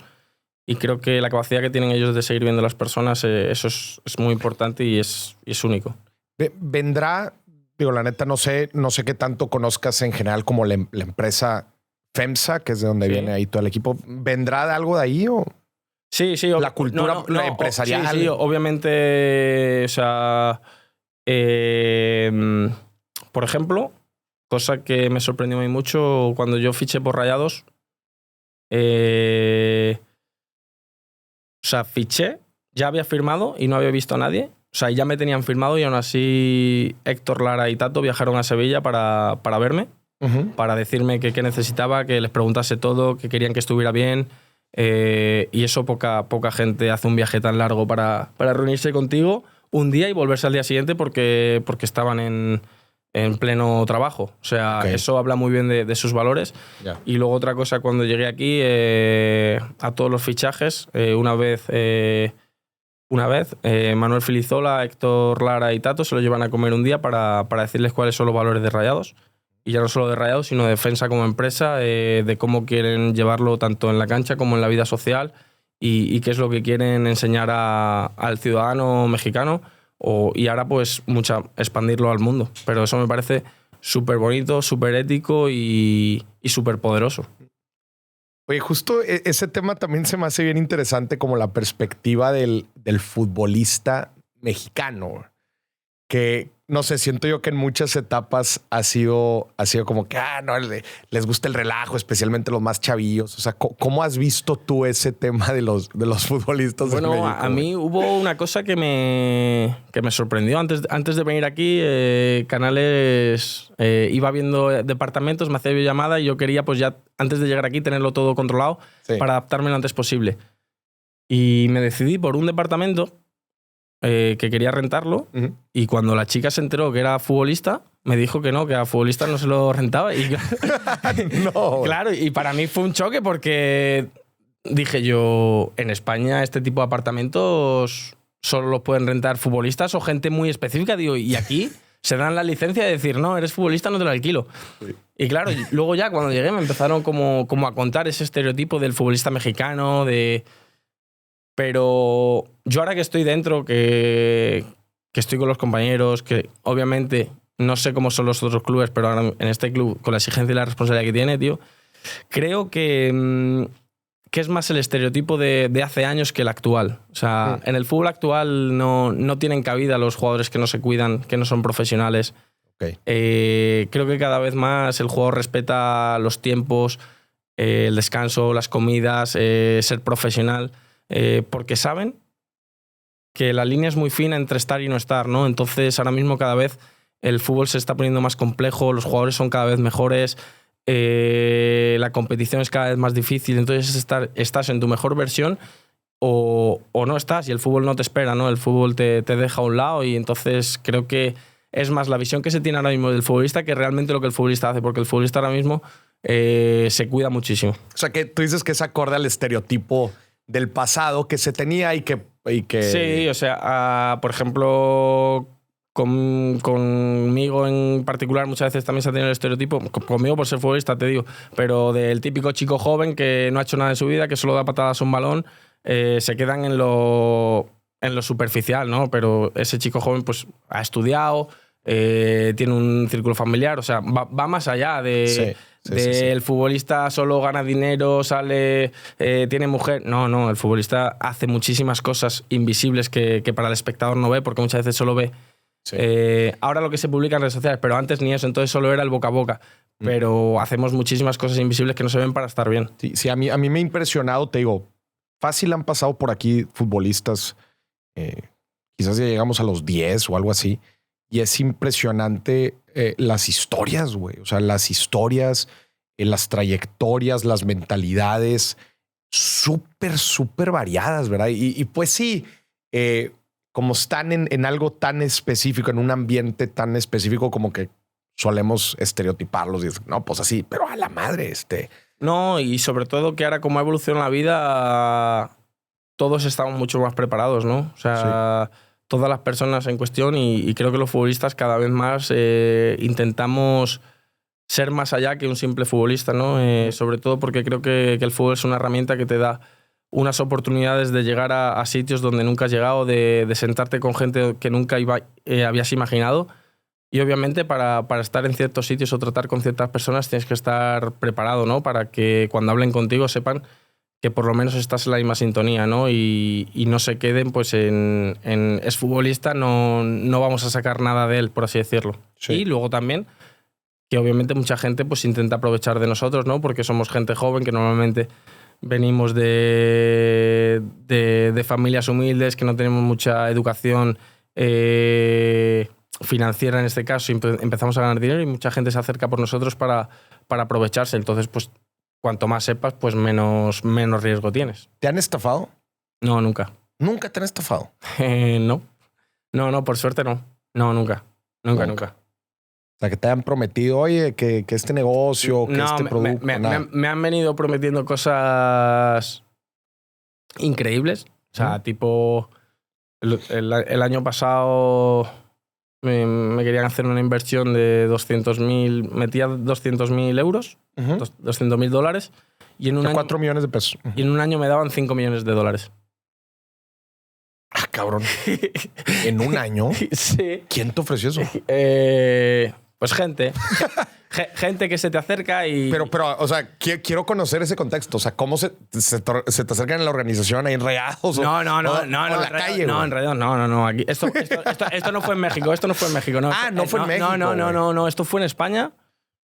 Esto fue en España pues no sé, creo que era en barcos de azúcar o algo así. Es un negocio así bien raro. Bien bonito, sí. Pero que obviamente... No pistaches. No. Y obviamente pues no nos metimos, ¿no? No sé si sería una estafa, si no, pero es verdad que muchas veces cuando la gente te viene prometiendo esas cosas, pues yo, por ejemplo, en mi caso particular, a ese tipo de inversiones yo no entro. En este caso, les envié a mi hermano, que mi hermano es el poli malo, sí, y es el que hace las preguntas y todo, y al final decidimos que no íbamos a entrar. ¿Qué es lo que más te ha gustado de México en estos 8 meses? Las personas. O sea, es lo que te digo. Muchas veces cuando digo que soy de España y tal, me preguntan, hola, España, ¿y cómo es allí el primer mundo tal? Y yo digo, no sabéis realmente lo que tenéis aquí y sobre todo no sabéis cómo sois vosotros. O sea, las personas de aquí sí que sois primer mundo, tío. Y para mí los lugares los hacen las personas, ¿sabes? Entonces, la sorpresa que me he llevado y toda la gente que me ha venido a visitar, lo que me dicen es que la gente es increíblemente amable, increíblemente cariñosa. Todo el rato quieren ayudarte de manera desinteresada y eso es algo súper bonito. ¿Lo que menos te ha gustado de México? Lo que menos me ha gustado, no poder caminar. O sea... sí, está terrible. Bueno, a ver, también en Monterrey, ¿verdad? Sí, en Monterrey. Bueno, en Monterrey yo muchas veces... O sea, yo me voy caminando por la carretera. O sea, no, güey. Sí. Y la gente... La gente me ve y se quedan así y dicen... No creo que sea... No creo que sea este güey. No creo que sea este güey caminando por aquí. Pero sí, o sea, yo me voy caminando...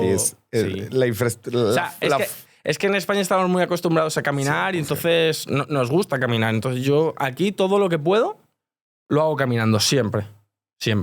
Sí, la forma en que está organizada esta ciudad en particular es terrible para caminar. Sí. La Ciudad de México creo que se defiende un poco más, por lo menos en las zonas centrales. Tiene zonas para caminar, pero... O sea, aquí también, pero no sé, o sea, Monterrey como ciudad a mí me parece que tiene cosas increíbles y me parece, por ejemplo, el centro de Monterrey, el barrio antiguo, todo eso es súper bonito y por ahí se puede caminar más o menos bien, pero sí que me gustaría que hubiera un acceso más peatonal para que todo el mundo pudiera caminar por ahí, porque para mí es una gozada. O sea, yo muchos días me voy al centro de Monterrey, aparco en la Macroplaza, me voy al barrio antiguo, hago el paseo de Santa Lucía andando, me voy por Fundidora, o sea, me paso por allí y lo hago muchísimos días. Está bien bonito, la neta. Está muy bonito. Y luego todo el tema de las montañas y tal también. La naturaleza es increíble. Oye, a mucha gente le interesa, personas de alto rendimiento físico como tú, como conocer tus principales hábitos. O sea, que tiene que tener una persona de alto rendimiento. ¿Cuáles son los tuyos? Pues, por ejemplo, todo eso también va cambiando con el tiempo, ¿no? Porque tu cuerpo cambia. O sea, mi recuperación, por ejemplo, ahora mismo después de un partido no es la misma que tenía con 17 años. Con 17 años al día siguiente estaba bien y ahora necesito 2 días para recuperar. Entonces es verdad que ahora se ha puesto... Creo que cada vez también salen demasiadas cosas. O sea, hay muchas cosas de autocuidado, de... ¿Y qué pasa? Que muchas veces da la sensación de que si no haces todo eso no eres profesional. Y eso tampoco es así, ¿sabes? Creo que cada persona... nos viene bien una manera de recuperar o de sentirnos mejor o de sentirnos bien físicamente. Yo en mi caso, por ejemplo, hago mucho deporte por las tardes, tipo mucho pilates, mucho Hago yoga. Sí, te he visto. Sí. Es que vamos al mismo gimnasio. Sí. Resulta que vamos al mismo gimnasio. Pero con resultados distintos, ¿no? No, sí, claro. Pues tú eres persona. Claro, yo trabajo para ser futbolista y tú solo para verte bonito. Pero te ves bien, Te ves bien. ¿Qué pasó, mi Oli? No, hombre, ya me ventaneaste. Perdón. No, pero está guapo. Pero eso, intento como tener mi cuerpo activo, ¿no? Y luego es verdad que a nivel de alimentación no me privo de nada, obviamente. Sí le pegas con todo a la comida.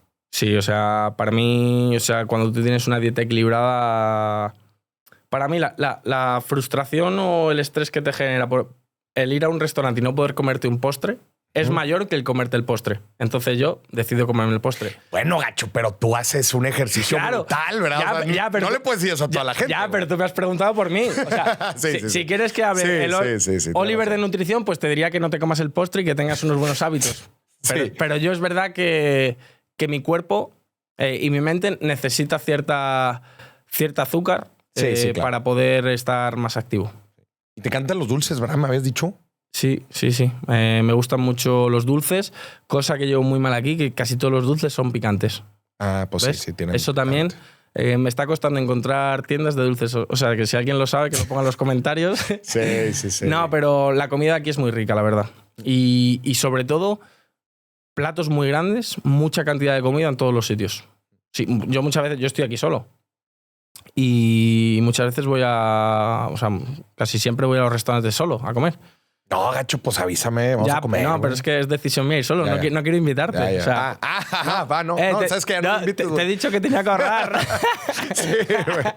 No, pero lo mismo pido platos y están muy grandes, pues sí. Claro, pero si el camarero está viendo que estoy solo, pues me puede avisar, pero es que lo mismo me junto con 3 platos de comida que digo, impresionante. Y entrenas casi todos los días. No, entreno todos los días. Sí, o sea, metabolismo los de Sí, o sea, por suerte es verdad que yo mi constitución es afortunada y tengo buena genética, la verdad, tengo que decirlo.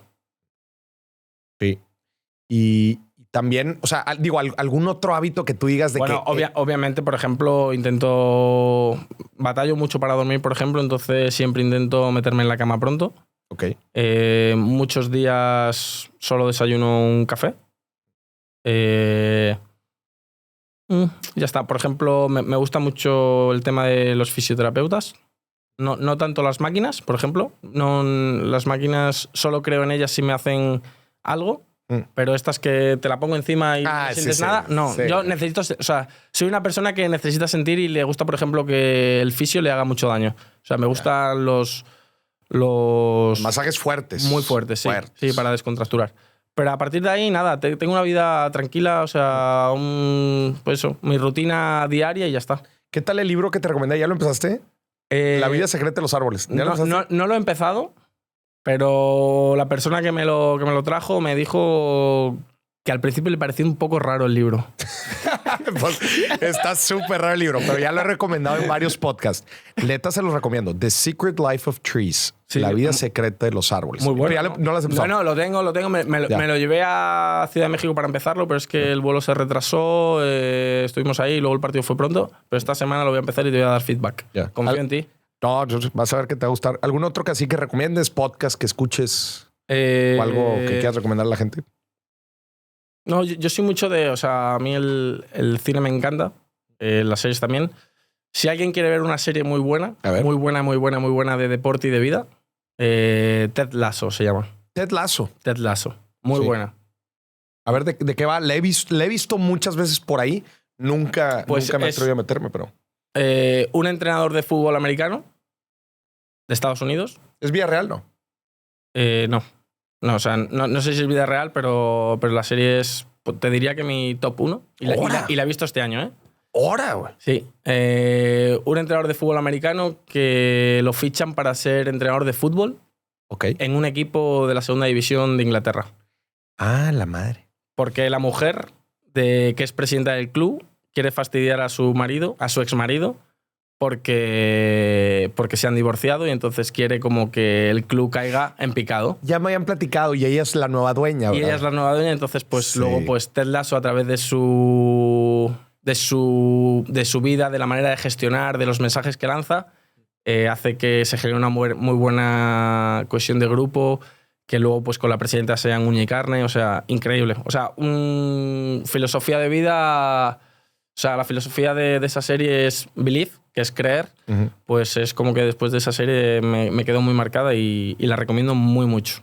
Ya. Ahora, muy buena. Sí. No, muy buena, no la has visto. No, pero muy buena recomendación. Sí, pero sí. Como no la veas, te mato, que encima viajas mucho, la tienes que ver. Vamos a ver quién acaba primero, si tú el libro o yo la serie. Son 4 temporadas. No, este libro te la vas a echar de volada. La neta es que está muy, muy, muy cortita, pero son 4 temporadas de Ted Lasso. Madres. Ahora en uno de estos viajes me lo subo. Bueno. Mi querido Oliver Torres, qué buen cotorreo, güey. Sí, ¿no? Qué chido, güey. La neta, gracias por venir. No, pensaba que me lo ibas a poner más difícil, pero ha estado bien. ¿Por qué? Nada, que es broma. ¿Cuánta lana traes en la cartera? Nada. Bueno, mira, otra traes cosa. nada? No, otra cosa que me he dado cuenta aquí. A ver. Mira, antes ya para terminar. Que me has dicho las diferencias. Aquí siempre hay que llevar efectivo. Sí. Siempre. Aquí hay mucho efectivo. En España ya no. Nada. ¿Todo con el celular o con la Sí, tarjeta? Sí. Ya, no. Muy poca gente lleva efectivo. Sí. Eso, gran cambio. Sí. Aquí todavía el 50% de la economía se mueve en efectivo. Es un... Pero entonces no traes nada en la cartera de efectivo.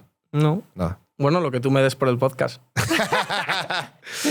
¿Cuánto es tu sueldo en Rayados? venga. Pero- Para sacar el clip. No, pero sí, esto antes de empezar me has dicho, tú cualquier pregunta que no quieras responder me dices, pues esta es una de ellas. Esta es una. Ya No, es quiero la única, responder. es la única que no. Pero en los No. periódicos seguramente. Y ahorita le preguntamos a ChatGPT. Es más, ¿qué pasa si le pregunto a ChatGPT? Mira, a ver, Vamos a ver. pero normalmente, o sea, lo que salía era mentira. Obviamente No, vas a decir no, eso. No ahora, o sea, antes. ¿Cuánto gana Oliver Torres en Rayados? Vamos a ver. Searching the web. Oliver Torres, mediocampista español de 30 años, se incorpora al club de Rayados el julio 2024. Según informes, su salario, y esto lo sacó de una fuente, su salario mensual es de aproximadamente 3.4 millones de pesos mexicanos, lo que equivale a unos $180,000. Y aquí está, además informado que... ¡Ay, güey! Qué pedo que tienen bastante información de ti. Además se ha informado... Tienes más información que yo, ¿no? Sí, se ha informado que Torres reside en la exclusiva zona de Valle Oriente. Eso está equivocado. Eso está equivocado. Donde los departamentos de lujo pueden alcanzar los 25 millones de pesos. Eso también está equivocado. Por 100 metros cuadrados. No, sí, más o menos. 3.4 millones de pesos mexicanos. Eso es lo que te está sumando al mes. ¿Bruto o neto? No sé, güey. No dice, güey. No, pues bruto. Normalmente sale bruto. No es real. No es real. Ni donde vivo ni el salario. No, donde vives me queda claro que está Que equivocado. estás invitado, ¿eh? Mi casa, que es tu casa. Gracias, muchas gracias. Gracias. Nada. De hecho, ahorita nos vamos a echar una carnita asada aquí, ¿no? Sí, muy rica, muy rica, muy rica. Pero entonces está mal el dato. ¿Por unos cuantos cientos de miles de millones o nada? Yo cuando me retire, si me retiro en México, vuelvo aquí y te digo todo. Oh, muy bien. Pero bueno, ya nos dio ahí una guía. Mi querido Oliver, qué chingón. Gracias. Gracias por venir. Eres un tipazo. Que la sigas rompiendo aquí en México y para el resto de tu carrera y el resto de tu vida que está por venir, pues que tengan mucho éxito. Ya sabes que aquí tienes un gran amigo. Gracias, amigo. Gracias por venir, gente. Gracias por ver este episodio.